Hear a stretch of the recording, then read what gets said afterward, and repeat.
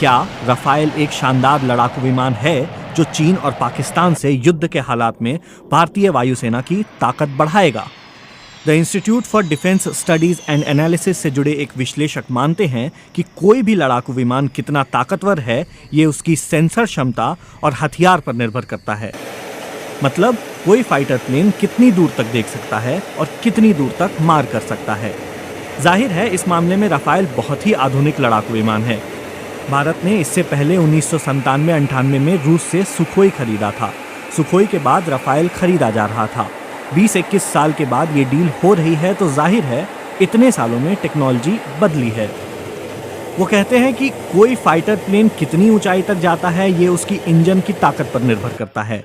सामान्य रूप से फाइटर प्लेन 40 से 50 हजार फीट की ऊंचाई तक जाते हैं, लेकिन हम ऊंचाई से किसी लड़ाकू विमान की ताकत का अंदाजा नहीं लगा सकते। फाइटर प्लेन की ताकत मापने की कसौटी हथियार और सेंसर क्षमता ही है।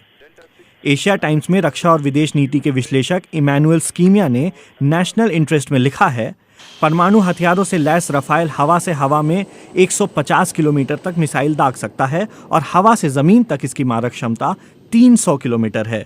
कुछ भारतीय पर्यवेक्षकों का मानना है कि राफेल की क्षमता पाकिस्तान की F-16 से भी ज्यादा है। तो क्या भारत पाकिस्तान से इस लड़ाकू विमान के जरिए युद्ध जीत सकता है? IDSA से जुड़े एक विशेषज्ञ का कहना है कि पाकिस्तान के पास जो फाइटर प्लेन है वो किसी से छुपे नहीं हैं। उनके पास J-17, F-16 और मिराज हैं। जाहिर है कि राफेल की तरह इनकी टेक्नोलॉजी एडवांस नहीं है, पर हमें ये समझना होगा कि अगर भारत के पास 36 राफेल हैं तो वो 36 जगह से ही लड़ाई कर सकते हैं। अगर पाकिस्तान के पास इससे ज़्यादा फाइटर प्लेन होंगे तो वो ज़्यादा जगहों से लड़ाई करेगा। मतलब संख्या मायने रखती है। 1999 में करगिल युद्ध में भारतीय वायुसेना पाकिस्तान पर इसलिए हावी हो रही थी क्योंकि भारत की मिसाइलों की पहुंच Su-30 और MiG-20 के साथ 30 किलोमीटर तक की थी।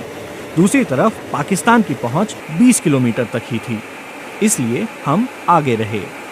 हालांकि 1999 से 2014 के बीच पाकिस्तान ने अपनी क्षमता को बढ़ाकर 100 किलोमीटर तक कर लिया, जबकि भारत इसी दौरान अपनी पहुंच 60 किलोमीटर तक ही बढ़ा पाया। मतलब हम लोग अभी खतरे में हैं। पाकिस्तानी लड़ाकू विमान हम पर हमले करेंगे तो हम पलटवार नहीं कर पाएंगे। राफेल आने के बाद हमारी पहुंच 150 किलोमीटर तक हो जाएगी। रक्षा विश्लेषक राहुल बेदी का कहना है कि राफेल से भारतीय एयरफोर्स की ताकत बढ़ेगी, लेकिन इसकी संख्या बहुत कम है और 36 राफेल अंबाला और पश्चिम बंगाल के हासीमारा स्क्वाड्रन में ही खप जाएंगे। वो कहते हैं कि 2 स्क्वाड्रन काफी नहीं है। भारतीय वायुसेना को 42 स्क्वाड्रन आवंटित हैं और अभी 32 ही हैं। जितने स्क्वाड्रन हैं उस हिसाब से तो लड़ाकू विमान हैं ही नहीं। हमें गुणवत्ता तो चाहिए ही, लेकिन साथ में संख्या भी चाहिए। अगर आप चीन या पाकिस्तान का मुकाबला कर रहे हैं तो आपको लड़ाकू विमान की तादाद भी चाहिए। वो कहते हैं चीन के पास जो फाइटर विमान हैं वो हमसे बहुत ज़्यादा हैं। राफेल बहुत एडवांस है, लेकिन चीन के पास ऐसे फाइटर प्लेन पहले से ही हैं। पाकिस्तान के पास F-16 है, वो भी बहुत एडवांस है। अभी भारत के सभी 32 स्क्वाड्रन पर 18-18 फाइटर प्लेन हैं। एयरफोर्स की आशंका है कि अगर एयरक्राफ्ट की संख्या नहीं बढ़ाई गई तो स्क्वाड्रन की संख्या 2022 तक कम होकर 25 ही रह जाएगी और ये भारत की सुरक्षा के लिए खतरनाक होगा।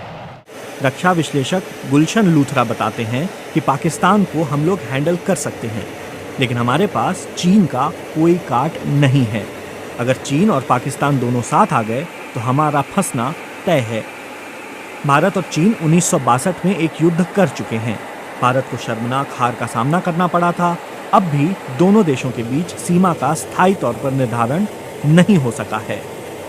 राफेल का इस्तेमाल सीरिया और इराक में भी किया जा चुका है, लेकिन इसकी कीमत को लेकर आलोचना हो रही है।